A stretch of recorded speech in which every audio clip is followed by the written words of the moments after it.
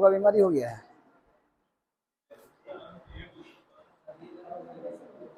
चलिए शुरू करें।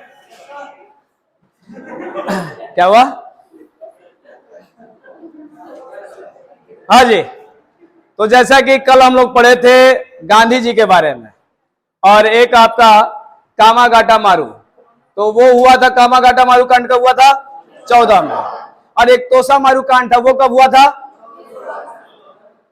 1914 में। अच्छा ये बताओ, उसको हांगकांग की क्रांति कहते हैं या यूएसए की क्रांति कहते हैं? हांगकांग। तोसा मारू कांड को कौन सी क्रांति कहते हैं? सिंगापुर क्रांति। अच्छा गांधी जी कब आए थे? तो ठीक है, हम लोग 15 पढ़ लिया था। वही कब, कौन सी तारीख को आए थे? 9 जनवरी को। तो जब 9 जनवरी को आए थे, उसके बाद एक और एक आंदोलन स्टार्ट हुआ था 1916 में। कौन सा? होम रूल लीग आंदोलन, ये हुआ था। उसके बाद अब हम लोग आगे पढ़ने वाले हैं, लेकिन 16 में ही एक घटना घटा था, यानी होम रूल लीग चल रहा था, और उस समय एक लखनऊ पैक्ट हुआ। लखनऊ पैक्ट का मतलब होता है लखनऊ समझौता, यानी कांग्रेस का एक अधिवेशन हुआ जिसमें एक अलग बात हुई। अलग बात क्या हुई थी कि 1907 में जो सूरत का विभाजन हुआ था, जो गरम दल और नरम दल में टूटे थे लोग, ये यहां पे आकर यानी 1916 में आकर 16 में आकर मिल गए। ठीक, साथ में एक और भी खास बात थी, इसमें मुस्लिम लीग भी मिल गया था, यानी गरम दल, नरम दल और मुस्लिम लीग ये सब क्या हुए थे? एक साथ आए थे। इसीलिए लखनऊ समझौता का एक बड़ा अलग महत्व है।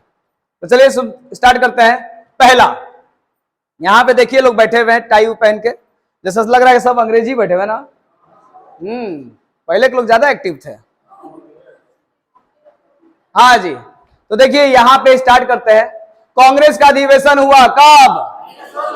वार्षिक था या विशेष था?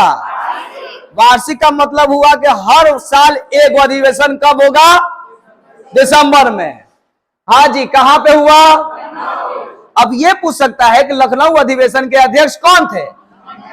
अंबिका चरण मजूमदार। तो पहला ये फैक्ट हो गया।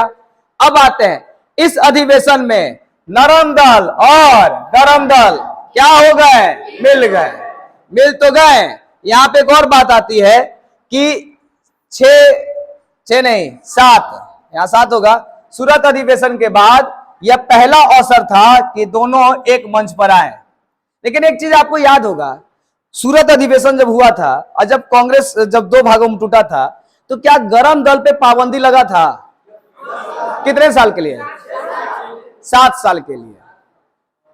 तो अब 1907 और 7 साल कितना हो गया? 14। इसका मतलब खत्म हो गया।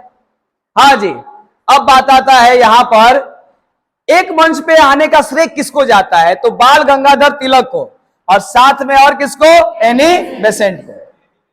एनी बेसेंट दोनों ने मिलकर कहा कि नहीं चलो यार अब मिल लेते हैं, अब गरम दल नरम दल एक उच्ची होता है, एक साथ किया जाए। तो यहां पे इनका श्रेय जाता है। अगला कुछ और फैक्ट है, इस समझौता के अंतर्गत क्या क्या हुआ उस पर बात करते हैं। देखिए, पहली बार मुसलमानों के लिए पृथक निर्वाचक मंडल, यहां पे गौर करने वाली बात है। देखिए, कभी भी कांग्रेस आज तक नहीं माना था कि मुसलमानों के लिए अलग से ये सब व्यवस्था किया जाए। क्यों अलग किया जाए? सब एक साथ लड़ेंगे हम लोग। यहां पे लेकिन मुस्लिम लीग ने डिमांड की थी मार्ले मिंटो से, याद है 1909 में। तब इनको मिला था क्या? पृथक निर्वाचक मंडल। अब यहां पे क्या कहता है कि ये मिलेंगे तब जब कांग्रेस इनका क्या करेगा? समर्थन देगा। यहां पे देख लीजिए, औपचारिक रूप से कांग्रेस ने क्या कर लिया था? स्वीकार कर लिया था। इसे कांग्रेस की बड़ी भूल कहा जाता है। यहां पे देखिए, दूसरी तरफ मुस्लिम लीग ने कांग्रेस की उत्तरदायी शासन की मांग को स्वीकार कर लिया। यानी समझौता का मतलब यह होता है, आप हमारी बात मानिए, हम आपकी बात मान लेते हैं, हो गया समझौता। अगर आप अच्छा से नहीं करेंगे तो हम भी अच्छा से नहीं, तो खत्म कहानी। यहां पे एक सवाल बड़ा अच्छा आता है कि अली जिन्ना को किसने कहा था अग्रदूत? हिंदू मुस्लिम का अग्रदूत, पक्का? जिन्ना को, मतलब हिंदू मुस्लिम का एकता का प्रतीक जिन्ना को किसने कहा था? एलिफेंट। पक्का? यहां पे देखिए, लखनऊ समझौता करवाने में मोहम्मद अली जिन्ना की महत्वपूर्ण भूमिका रही। सरोजनी नायडू ने मोहम्मद अली जिन्ना को लखनऊ पैक्ट का मतलब समझ में आ गया? अग्रदूत कह सकते हैं।